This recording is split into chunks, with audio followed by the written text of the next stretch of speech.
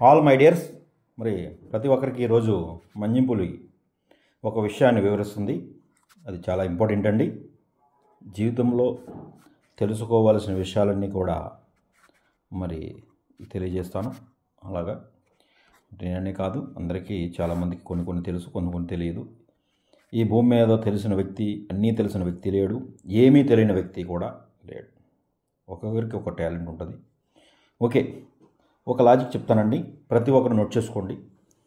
ఒక వ్యక్తి 5 లక్షల రూపాయలు సంపాదిస్తే 5 లక్షల రూపాయలతో ఒక కారు కానీ, లేదు ఒక బైక్ కానీ, లేదు ఇంట్లో అవసరమైన నిత్యావసర సరుకులకు సంబంధించి ఫర్నిచర్ కానివ్వండి, ఏదైనా కానీ ఈ 5 లక్షలు పెట్టి ఆఖరికి బంగారం కొన్నా కానీ ఈ ట్యాక్స్ అనేది పడుతుందండి.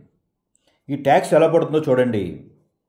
ఈ 5 లక్షలు మన చేతిలో ఉంటే ఇది మనే అనుకుంటారు, మీరు సంపాదిస్తే మంది అనుకుంటారు. కానీ ఈ డబ్బుకి, ఈ స్థిరాస్తికి 2 వ్యత్యాసాలు ఉన్నాయన్నమాట. ఈ 2 కూడా చెప్తాను మీకు వివరంగా. ఈ 2 వ్యత్యాసాలు వివరం ఏంటంటే, 5 లక్షల రూపాయలు మన దగ్గర ఉందనుకోండి, మనిషి సైకాలజీ చాలా విచిత్రమైంది. ఎప్పుడు ఎలా మారుతుందో ఆ వ్యక్తికి కూడా తెలియదండి. ఆ మనిషి సైకాలజీ డబ్బు ఉన్నప్పుడు ఎలా ఉంటుంది, డబ్బు లేనప్పుడు ఎలా ఉంటుంది అని మనిషి సైకాలజీ ఆటోమేటిక్గా ఇది మారుతూ ఉంటుంది జనరల్గా. అది ప్రతి ఒక్కరికి సహజం. అయితే దాన్ని మనం కంట్రోల్ చేయగలగాలండి. దాన్ని కంట్రోల్ చేస్తే ఖచ్చితంగా అది సేవింగ్ రూపంలోకి మారుతుంది. దాన్ని కంట్రోల్ పెట్టలేనప్పుడు అది దాని వెనకాల మనం వెళ్తే చాలా ఇబ్బందికరంగా ఉంటుంది అన్నమాట. అంటే మనకు నచ్చింది కొనడం, లేదా నచ్చిన చోట ఖర్చు పెట్టడం, దీనికి 2 వేరియేషన్స్ ఉంటాయన్నమాట. ఈ 5 లక్షల రూపాయలతో ఒక వ్యక్తి కారు కొంటే ఈ 5 లక్షలు సంపాదించినందుకు గవర్నమెంట్కి ₹1,00,000 ట్యాక్స్ కట్టాలండి.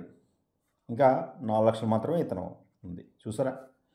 ఈ 5 లక్షలకి 20% ₹1,00,000 ట్యాక్స్ కట్టాలి. మరి 5 లక్షలు పెట్టి కారు కొంటే ఈ కారుకు కూడా ట్యాక్స్ కట్టాలండి మళ్ళీ. తెలుసా మీకు ఎవరికైనా? అందరికీ తెలిసిన విషయమే, కొత్తగా చెప్పక్కర్లేదు. ఓకే, దీనికి మళ్ళీ జీఎస్టీ ఉంటుంది. దాన్ని ఒక 18% వేసుకున్న అదొక 90,000 కట్టాలండి. అంటే 1,90,000 అయిందండి. ఈ 5 లక్షలు మీకు చెప్తాను సింపుల్ లాజిక్. ఐస్ క్యూబ్ లాంటిది, అంటే ఐస్ గడ్డ కూడా అంటారు. ఈ ఐస్ క్యూబ్ చేయి మారే కొలది కరిగిపోతూ ఉంటుంది. నా చేతిలోంచి ఇంకొక చేతిలోకి వెళ్తే కరిగిపోతుంది, మళ్ళీ ఇంకో చేతిలోంచి ఇంకొక చేతిలోకి వెళ్తే కరిగిపోతుంది. అలాగా ఒక 10 మంది చేతికో లేదా 20 మంది చేతికి మారి దాని వెయిట్ అనేది తగ్గిపోతూ ఉంది. అది 0 అవుతుంది. ఇది కూడా అంతేనండి. 5 లక్షల రూపాయలు కూడా అంతే. ఇది మనం చూడండి, మన డబ్బు 5 లక్షల రూపాయలు మంది అనుకున్నాం, కానీ ఇక్కడ ఏమైందండి? 5 లక్షల రూపాయలకి ట్యాక్స్ కట్టారు మీరు, ₹1,00,000 ఎగిరిపోయింది, ఇంకా 4 లక్షలు ఉంది. 90,000 మళ్ళీ జీఎస్టీ కట్టారండి.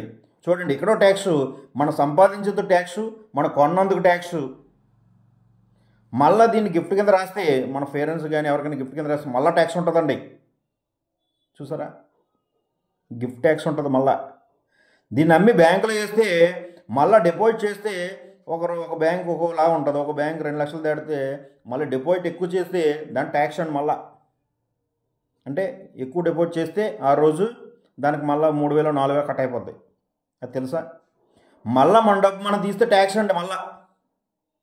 తెలుసా? మన డబ్బు మనమే తీసుకుంటాం బ్యాంకులోంచి. మనం ఎక్కడో వేరే ఊరు వెళ్తాం, మన దగ్గర 5 లక్షలు క్యారీ చేయలేం కాబట్టి ఈ డబ్బు ఏం చేస్తాం, బ్యాంకులో వేసుకుంటాం. తీస్తే ఏటీఎంలో తీస్తే 3 సార్లు 4 సార్లు లిమిట్ ఉంటుంది. అది దాటితే మళ్ళీ ఏటీఎం ఛార్జ్ ఉంటుందండి. అదర్ బ్యాంకులో తీస్తే మళ్ళీ ఛార్జెస్ పడుతుందండి. అంటే మనం మళ్ళా ఎన్నిసార్లు, ఒక 5 లక్షలకి ఎన్నిసార్లు ట్యాక్స్ కట్టాలండి మనం? తెలుసా మీకు? అంటే తెలియకుండా, మనకి తెలియకుండానే ఒక డబ్బుకి, ఒక రూపాయికి, ఆ రూపాయి కూడా ట్యాక్స్ రూపంగానే పోద్దని మన దగ్గర డబ్బు ఉంటే కనుక. ఈ రకంగా ఏసీ తీస్తే దాన్ని అలా మార్చి ఇలా మార్చి ఐస్ క్యూబ్ అని చూసారా? ఐస్ క్యూబ్ లాగా కరిగిపోతూ ఉంది ఈ డబ్బు. 5 లక్షల రూపాయలు కూడా మీరు బ్యాంకులో వేస్తే మళ్ళా ట్యాక్స్ పడుతుంది. తీస్తే అంటే ఒక 20 లక్షల వరకు లిమిట్ ఉంటుంది సంవత్సరానికి ఒక బ్యాంకు. అది కొంతమంది తెలుసో తెలీదు. 20 లక్షలు దాటితే మళ్ళీ దాన్ని ₹1,10,000 కట్ అయిపోద్దండి మళ్ళీని. అదో ట్యాక్స్. అంటే మన ఎన్నిసార్లు ఒక వ్యక్తి ట్యాక్స్ కడుతున్నాడో మీరు ఎవరన్నా అవగాహన చేశారా? మనం ₹1000 అనుకుంటామండి, అక్కడతో మాత్రం మీరు మర్చిపోవద్దు.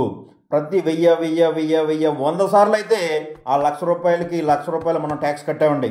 అంటే నువ్వు సంపాదించిన 1,00,000 ఇక్కడ జీరో అయింది. అది మీకు తెలుసా?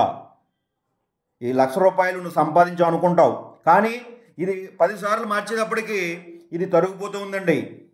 కానీ వీటన్నిటికి కూడా మరి లాకేస్ సిస్టమ్ ఒకటి ఉంది. ఇవన్నీ వేస్ట్. మన కారు లేదా మన బండి, బైకు లేదా ఇతర ఖర్చులు ఏదైనా కానీ ఇది వేస్ట్ అని నేను చెప్తాను. అత్యవసరం అయితే తప్ప, అది కూడా మన ఎంతవరకు కావాలో. ఇప్పుడు 5 లక్షల కారు అయితే 5 లక్షలే కొనండి, 4 లక్షలు అయితే 4 లక్షలే కొనండి. 4 లక్షలు ఉన్నాయి కదా 20 లక్షల కారు కొంటాం, లేదా 20 లక్షలు ఉన్నాయని ₹1,00,00,000 కారు కొంటాం. ఇవన్నీ వేస్ట్ అండి. ఈ కారు మనం ట్యాక్స్ కడతాం, మన డబ్బుకి మనం ట్యాక్స్ కడుతున్నాం. ఈ సంపాదించిన దాని డబ్బుకి ట్యాక్స్ కట్టాలి, కారు కొన్నందుకు ట్యాక్స్ కట్టాలి, కారు నడిపినందుకు ట్యాక్స్ కట్టాలి. అంటే ఇన్ని ట్యాక్సులు ఉన్నాయండి మన దాంట్లో. మన డబ్బుకి ఎన్నిసార్లు, ఒక 100 సార్లు కట్టుంటాం ట్యాక్సులు తెలియకుండా. వెయ్య ఆఖరికి కారు మీద దానికి టోల్ తీసే ట్యాక్స్. ఇవన్నీ మన డబ్బుకి మనం కొన్ని 100 సార్లు ఈ డబ్బుని జీరో చేసుకుంటున్నాం మనకు తెలియకుండా. అది అందరికీ నేను ఒకసారి మళ్ళీ చెప్తున్నాను అనమాట. ఈ డబ్బుని బంధించగలిగే శక్తి ఒక భూమికి మాత్రమే ఉంది. ఈ ట్యాక్సులు లేకుండా, ఈ వివిధ రూపంలో నీ డబ్బు ఏమీ అవ్వకుండా, నీ డబ్బుకి సెక్యూరిటీ కల్పిస్తూ, నీ డబ్బుకి రూపాయి పెరుగుతూ వచ్చేది ఒక భూమికి మాత్రమే బంధించగలదు. ఒక భూమి మాత్రమే నిన్ను బంధించగలదు, నిన్ను లాక్ చేయగలదు. తెలుసా అండి? బంగారం కూడా బంధించగలదు, కానీ బంగారం బంధించినా భయంగా ఉంటుంది మనకి. ఎంత బంగారం కొనాలో అంత బంగారం కన్నా ఎక్కువ కొంటే మళ్ళా దొంగల భయం. అది మంచిది కాదు. ఎక్కువ ఇన్వెస్ట్మెంట్ బంగారం మీద మనం పెట్టడం కరెక్ట్ కాదు. అదే భూమి ఒక్కసారి అంటే ఇందులో చూడండి, అదే ₹5,00,000 నువ్వు ఎన్ని ఖర్చు పెట్టి ఇన్ని ట్యాక్స్లు కట్టావు కదా. సింపుల్ లాజిక్ చెప్తాను, ₹1 ట్యాక్స్ కట్టకుండా నీకు చెప్తాను. సింపుల్ లాజిక్ మాట. అదే 5 లక్షలు మీ దగ్గర ఉందనుకోండి, ఈ ₹5,00,000కి మీరు ఒక ల్యాండ్ కొన్నారు సపోజ్ అనుకోండి. ఈ ల్యాండ్ కొన్న తర్వాత మీరు ఆ భూమి కాస్ట్ 50,000 మాత్రమే ఉంది. అంటే చూడండి, ₹5,00,000 ఇచ్చావు, ₹4,50,000 బ్లాక్ మనీ అయింది, 50,000 మాత్రమే నువ్వు భూమి వాల్యూ ఉంది. అంటే జనరల్గా 10% ఉంటుంది భూమి ఎక్కడ కొన్నా కానీ. గవర్నమెంట్ వాల్యూకి, ఈ మార్కెట్ వాల్యూకి 5 to 10% మాత్రమే ఈ గవర్నమెంట్ స్టాంప్ డ్యూటీ అనేది ఉంటుంది. కాబట్టి దీనికి ట్యాక్స్ అనేది చాలా తక్కువ ఉంటుంది అన్నమాట. ఒక భూమికి మాత్రమే అది వర్తిస్తుంది, ఇంకా దేనికి కూడా వర్తించదన్నమాట. ఇది కొంత తెలిసిన వాళ్ళందరికీ తెలుసండి ఈ విషయం.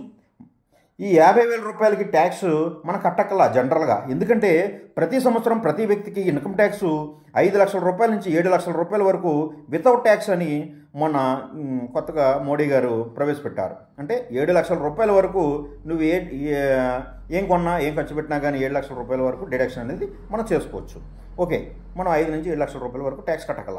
కాబట్టి 50,000 మాత్రమే, కాబట్టి దీనికి కూడా ట్యాక్స్ కట్టకలేదు. అంటే జీరో ట్యాక్స్ అయింది. ఓన్లీ రిజిస్ట్రేషన్ ఖర్చులు మాత్రమే మనం 7.5, అది ఎంత కట్టాలండి? 50,000కే కట్టాలి. అంటే ₹1,00,000కి 7,500 కడితే, అంటే 50,000కి పోనీ ఒక ₹3,750, పోనీ 4,000, పోనీ అన్నీ కలిపి 10,000 అవుద్ది అనుకోండి. ఈ ₹10,000తోనే మీరు ల్యాండ్ అనేది కొన్నారు. ఇది చూడండి, ఇక్కడ నువ్వు కారు కొన్నవాడు, కారు కొన్నవాడు, లేకపోతే బైక్ కొన్నవాడు, లేకపోతే వేరే సామాను కొన్నవాడు ఎన్నిసార్లు మీ యొక్క డబ్బుకి ట్యాక్స్ కట్టి మీరు నష్టపోతూ ఉన్నారు. అదే భూమి కొంటే మరి ఇక్కడ ఈ ల్యాండ్ కొన్నాం, 5 సంవత్సరాల తర్వాత ఏమైంది? ఒక 5 రెట్లు, 4 రెట్లు, 3 రెట్లు, అట్లీస్ట్ ఒక 2 రెట్లు, 2 times పెరిగింది. అంటే ఈ 5 లక్షలు 15 లక్షలు అయ్యింది. నువ్వు ₹10,000 మాత్రమే ట్యాక్స్ కట్టావు. నీ ల్యాండ్ ఇది లాక్ చేయబడింది. నీ అమౌంట్ లాక్ చేసి నిన్ను ఒక రక్షణ కల్పిస్తూ నీకు ఈ భూమి రక్షణ చేస్తుంది. చూడండి, చాలామంది ఒక డబ్బుకి, ₹1 మనం ఎన్నిసార్లు ట్యాక్స్ కడుతున్నాం అనేది ఒక్కసారి ఆలోచించండి. కాబట్టి మనల్ని బందీగా చేసేది, మన డబ్బుని బందీగా చేసేది ఒక భూమికి మాత్రమే సాధ్యం. కాబట్టి మిత్రులారా, ప్రతి ఒక్కరికి తెలియజేస్తున్నాను, మీరు వ్యాపారం చేయండి లేదా ఉద్యోగం చేయండి, ఏదైనా చేయండి, ఒక 50% మాత్రం భూమి మీద ఇన్వెస్ట్మెంట్ చేయండి. ఒక 50% మీ ఇష్టం. మీరు బిజినెస్ చేసుకుంటారో, బిజినెస్ డెవలప్మెంట్ చేసుకుంటారో, కుటుంబ ఖర్చులు ఖర్చు పెట్టుకుంటారో, ఎంజాయ్ చేస్తారో, అవన్నీ పక్కన పెట్టేయండి. ఒక 50%, అట్లీస్ట్ 50% మీరు ఇందులో ఇన్వెస్ట్మెంట్ చేయండి. కనీసం తక్కువ వేసుకున్న ఒక 30% లేదా 25% మీరు ఈ లాక్ చేసుకోండి. ఈ లాక్ చేయాలంటే ఒక భూమికి మాత్రమే సాధ్యం. అది ఎప్పుడు కూడా మన ఆస్తి ఈ లాక్లో ఉండాలండి 25%. ఎందుకంటే ఈ 25% కూడా మనకు చాలా విలువైంది, చాలా రక్షణ కవచం. మనిషికి బుల్లెట్ ప్రూఫ్ కొన్ని సందర్భాల్లో ఎలా అయితే అవసరం వస్తుందో మన లైఫ్కి బుల్లెట్ ప్రూఫ్ భూమి మాత్రమే. మన లైఫ్కి బుల్లెట్ ప్రూఫ్ మన లైఫ్కి బుల్లెట్ ప్రూఫ్ ఏంటో తెలుసండి? భూమి. ఒక వ్యక్తి ఇతను ఒక ఆర్మీ అయితే అతను బుల్లెట్ ప్రూఫ్ జాకెట్ మాత్రమే వాడతాడు. కానీ మన లైఫ్కి బుల్లెట్ ప్రూఫ్ భూమి. ఈ భూమిని ఎవరో కూడా మిస్ అవ్వకండి దయచేసి. ఎందుకంటే ఈ వ్యాపారం మనం డెవలప్మెంట్ చేసుకోలేదు, ఇంకా రాని అంటుందని డబ్బు. మీరు 1 కోటి రూపాయలు ఇట్టినా సరిపోదు, 2 కోట్లు ఇట్టినా సరిపోదు, 3 కోట్లు ఇట్టినా సరిపోదు.